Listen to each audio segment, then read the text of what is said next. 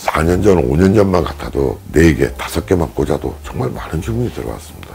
그런데 지금은 깃발을 한 20개를 꽂아도 정말 몇 개 안 들어오는 그런 경우도 많습니다. 또 반면에 깃발을 한두 개만 꽂았는데도 주문이 제법 한 달에 한 2천만 원, 2천만 원 이렇게 주문이 들어오는 경우도 있습니다.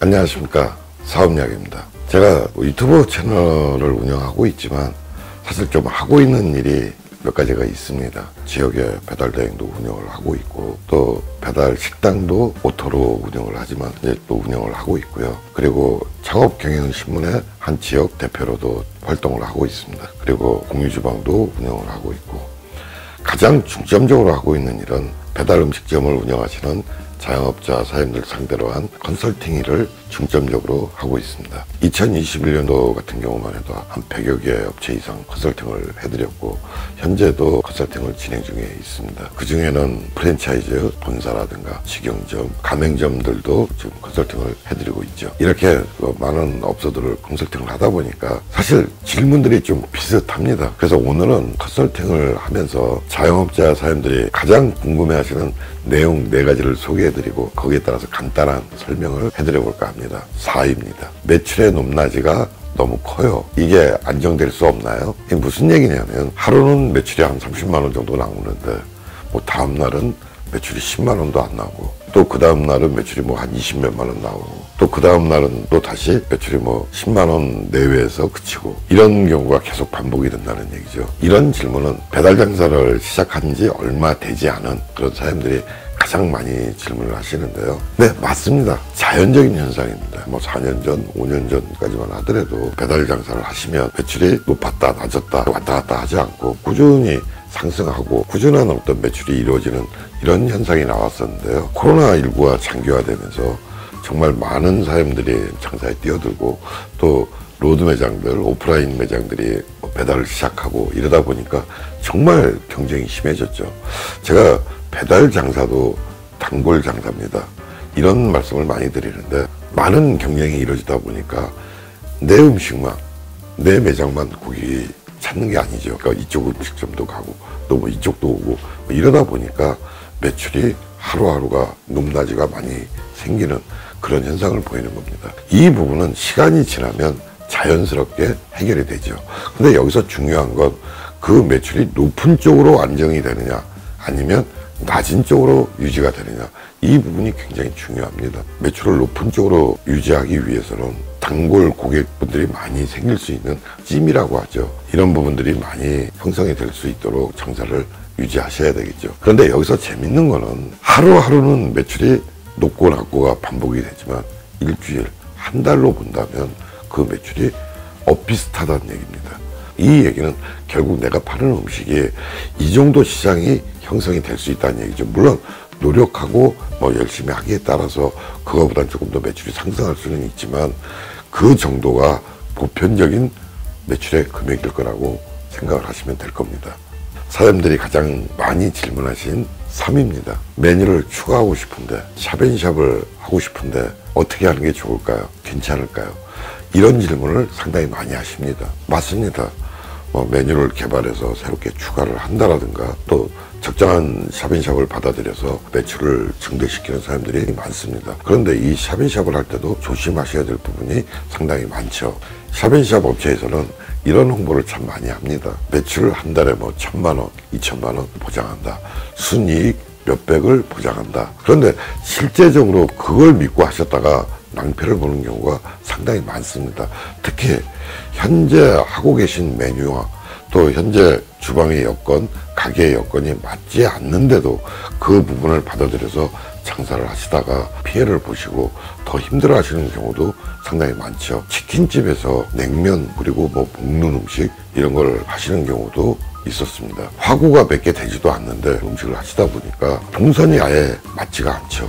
그리고 또 현재 기존 하고 계시는 치킨 메뉴와 식자재가 혼용이 되지를 않다 보니까 매출이 많이 나와주면 다행인데 매출이 나오지 않다 보니까 식자재를 버리는 현상도 생기고, 식자재가 오랜 기간 냉장고에 보관이 되다 보니까 그만큼 퀄리티가 떨어지고, 이러다 보니까 더 혼선을 타서 정말 더 어려워하는 이런 경우도 있었습니다. 메뉴를 추가한다든가 샵앤샵을 운영하실 때는 가장 생각하셔야 될 게, 첫째, 지금 하는 음식과 절대 동선이 꼬여서는 안 되고요.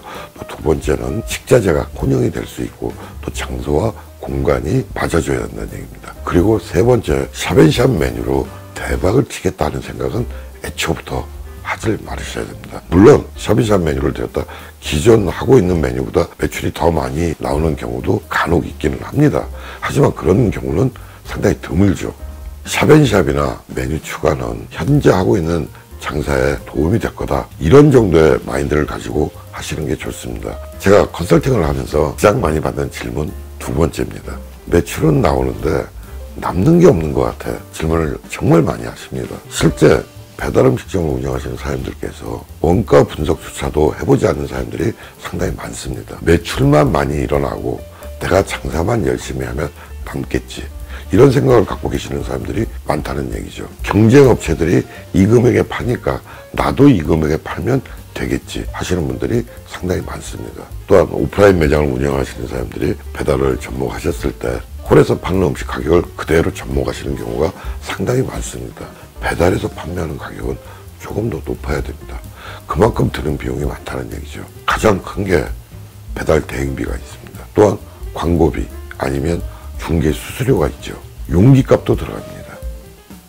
가장 많이 받는 질문 1위는 깃발을 몇 개나 꽂고 어디다 꽂는 게 좋습니까? 이 질문을 가장 많이 하십니다. 배달의 민족 영향이 조금 줄어들면서 이제 이런 질문도 좀 줄기는 했지만, 그래도 아직까지는 가장 많이 하시는 질문입니다. 요즘은 정말 많은 정보를 무료로 제공을 하고 있죠. 내가 장사하는 지역에 반경 몇 킬로 내에 몇 세대가 구성이 되어 있고, 또 어떤 세대가 아파트냐, 여기가 회사 쪽이냐, 또 원룸이냐, 단독이냐, 빌라냐, 이런 내용도 나와 있고 자세하게 이렇게 무료로 제공되는 그런 프로그램도 있습니다. 이런 프로그램을 보고 밀집도가 좀 높고 카드 사용료가 많은 지역에다 깃발을 꽂는 게 그게 훨씬 유리하겠죠. 하지만 그게 다는 아니죠. 예를 들어 보자면 아파트가 밀집된 지역 같은 경우는 한식 같은 한 끼 식사 이런 주문이 그리 많지는 않습니다. 반면에 치킨이라든가 찜, 탕 이런 주문은 상당수가 좀 있습니다. 그러면 그런 품목을 하시는 사람들께서는 아파트 지역에 중점적으로 깃발을 꼽는 것도 방법이 될 거고, 또 반면에 한 끼 식사 이런 부분들은 원룸촌이라든가 또 오피스텔 이런 쪽이 좀 주문이 많죠. 이렇게 깃발을 꼽는 방법은 또 메뉴라든가 또 그 지역적인 또 구성에 따라 조금 다르다고 볼 수 있을 겁니다. 근데 또 이게 또 모든 게 다 정답은 아닙니다. 실제 깃발을 꽂아서 운영을 하다 보면 세세한 데이터를 찾고 정답을 찾을 수 있습니다. 그리고 깃발의 숫자 같은 경우는 4년 전, 5년 전만 같아도 4개, 5개만 꽂아도 정말 많은 주문이 들어왔습니다. 그런데 지금은 깃발을 한 20개를 꽂아도 정말 몇 개 안 들어오는 그런 경우도 많습니다. 또 반면에 깃발을 한두 개만 꽂았는데도 주문이 제법 한 달에 한 2천만 원, 2천만 원 이렇게 주문이 들어오는 경우도 있습니다. 같은 메뉴를 하는 경쟁업체가 그 지역에 몇 개나 있느냐 이거에 따라 좀 다를 수도 있다는 얘기입니다. 예를 들어서 그 지역에서 경쟁하는 업체가 깃발을 한 10개 꽂았는데 나는 하나만 꽂았다, 이래가지고는 주문이 들어올 확률이 좀 많이 줄어들죠. 그 지역의 경쟁업체와 좀 비슷한 정도의 경쟁할 수 있는 정도의 깃발은 꽂아야 될 거라고 봅니다. 그리고 배달 장사도 성수기, 비수기가 있습니다. 예를 들어서 비수기 때 같은 경우는 내가 깃발을 지금 15개 꽂고 있다 한다 하면 깃발을 좀 줄이는 게 훨씬 유리합니다. 비수기 때는 정말 깃발을 많이 꽂아도 주문이 안 들어옵니다. 그래서 비수기 때는 깃발을 좀 줄이고 성수기 때는 깃발을 조금 늘리는 것도 하나의 방법이 될 수 있습니다. 또한 깃발의 위치도 한 달이나 2달에 한 번 정도씩 조금씩 위치를 변경해 주는 것도 상당한 도움이 됩니다. 그리고 장사를 오래 하실수록 깃발을 줄여 나가실 수 있습니다. 사장님 페이지를 잘 체크를 해보면 광고 깃발을 타고 주문이 들어오는 게 아니고 찜을 통해서 주문이 들어오는 경우를 볼 수가 있습니다. 그래서 찜을 통해서 주문이 많이 들어오는 경우 같은 경우는 깃발을 조금씩 줄여 나가도 그 절대 주문이 줄거나 뭐 이런 경우가 거의 없습니다. 이렇게 깃발을 어디다 꼽느냐, 또 몇 개를 꼽느냐 하는 부분은 정말 많은 공부를 하시고 사장님들이 많은 노력을 하셔야 가능하다는 얘기입니다.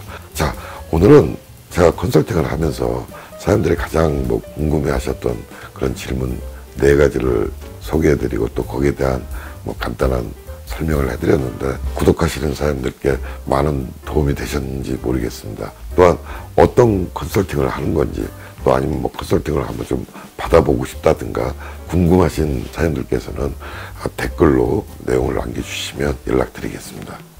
사업 이야기 오늘은 여기까지입니다. 감사합니다.